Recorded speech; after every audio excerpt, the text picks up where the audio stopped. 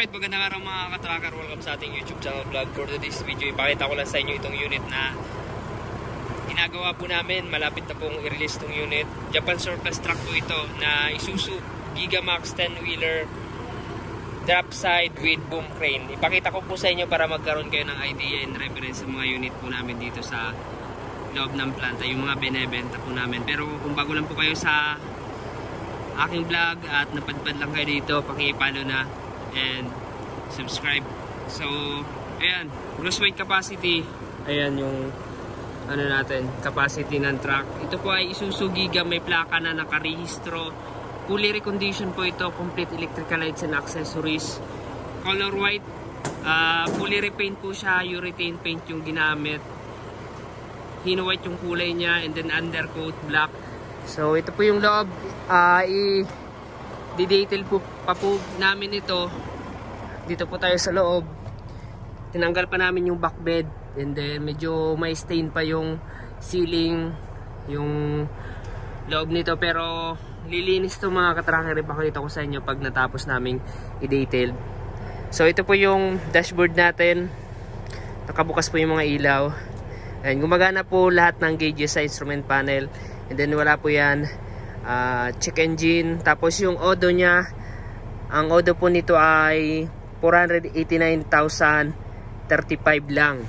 So yan po yung nakarehistro dito, pero hindi ko alam kung yan po yung mileage nitong makina na to, nitong truck.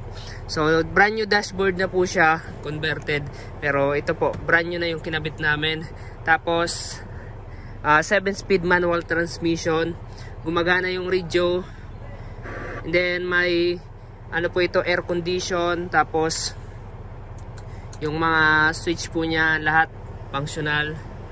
Ayan, functional po yan. Pati mga accessories po dito sa loob, kompleto pa yan.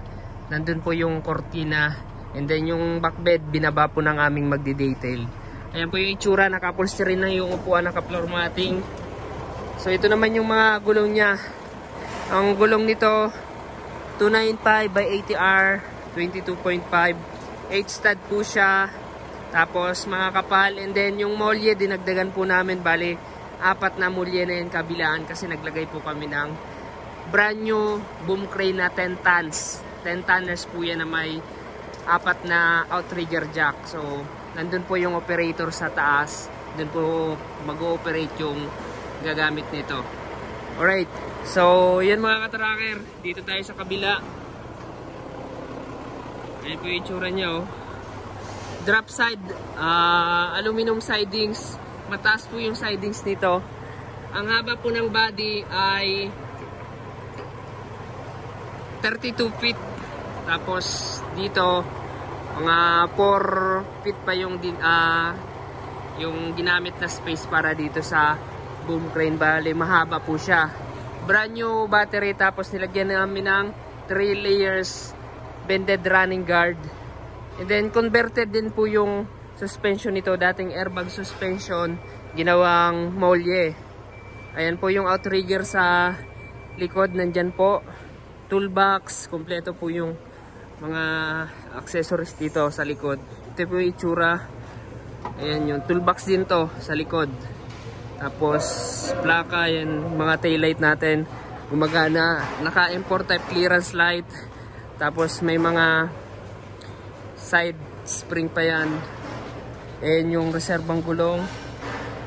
Right, so itong gulong dito sa likod maliliit, 275 by 70R 22.5, naka steel flooring na. Tapos may kasama pang brand new winch. Ayan, panghatak po yan, oh. Brand new winch po yan, electric winch. Itong ating 10 tonners na boom crane, PTO po siya nagdadrive, tapos papunta dun sa hydraulic pump. Ayan, ito po yung controller ng jack natin. Tapos sa taas naman tayo mag-ooperate. Ayan, 4 section po ito. 4 section po yung ating boom. So yung mga katracker, ang makina niya ay 6WF1 inline injection pump, mechanical pump po siya. Pero ito ay computer box na semi-computer.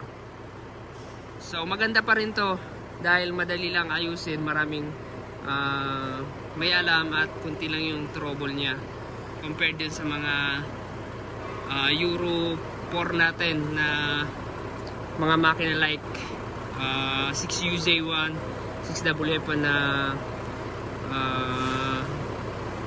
yung electronic na yung kanyang pump, CRDI na kung tawagin. So yun mga ka-tracker, kung naghahanap kayo ng Japan surplus truck, ng attachment, boom crane at kung ano pang mga hinahanap nyo, so dito lang po yan sa Kalipil Marketing Corporation, Barangay Mambugdos, Bacoor, Cavite. Visit po kayo ng Monday to Saturday 8 AM to 5 PM. Bukas po kami at ma-entertain po namin kayo. So ang mga unit po namin dito ay as is condition, saka lang namin nire-recon kapag napili na ng client, kapag napili nyo na. So magdala po kayo ng trusted mechanic nyo sa pagpili. And then ang mode of payment naman dito, cash and financing. Pag cash mga ka-tracker, down lang kayo ng 10%. Then kapag ilalabas na yung unit, kapag na-recon na, so dun nyo bayaran ng full payment. Ayan, 3 weeks to 1 month po yung pag-recommendation po namin. Pero all goods naman yung paghihintay kasi ayan, maayos yung gawa namin. May warranty, chinecheck ng QC namin, tapos tinetest drive pa namin yan, testing lahat ng components, ayan, ng system. So yun mga ka-tracker. And then pag financing, meron po kaming accredited financing company na pwede nyong pag-applyan. Kailangan lang po ng True Valid ID na Xerox, tapos fill up form, and then business permit, DTI kung meron po kayo, and then 3 months latest bank statement. Yun po yung pinaka-importante. Kapag na-approve, makakuha po kayo ng unit dito sa amin. So yun mga ka-tracker, maraming salamat. Kung nagustuhan nyo itong video na to, paka-like, share, and mag-subscribe na. Pakipollow na rin ang ating FB page, Tracker Moto PH. At kung gusto nyong mag-inquire, mag-message lang sa ating FB page. Alright, God bless. Maraming salamat. Shoutout sa mga solid subscribers natin dyan and followers. Kay Brother John Lin, ayan, Udtuan, shoutout from Cebu. And then Christian Opia na sa KSA. Great. So maraming salamat. Bye bye.